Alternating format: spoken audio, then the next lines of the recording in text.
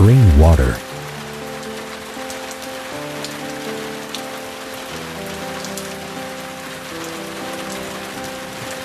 Rainwater is the second of the 24 Chinese solar terms. When spring is coming, rainwater gives birth to everything. It signals the rise in temperature and increase in rainfall. People should have more outdoor activities to promote qi and blood circulation. It is good to take gentle exercise that does not sweat much.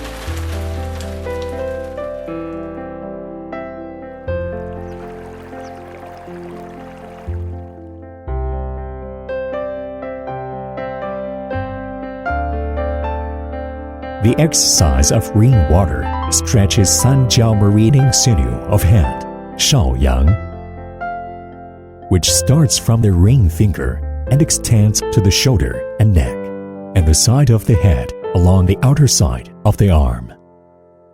When inhaling, place your hands in front of one side of the pelvis and turn your body to the other side, pulling Sanjiao meridian sinew of hand, Shaoyang.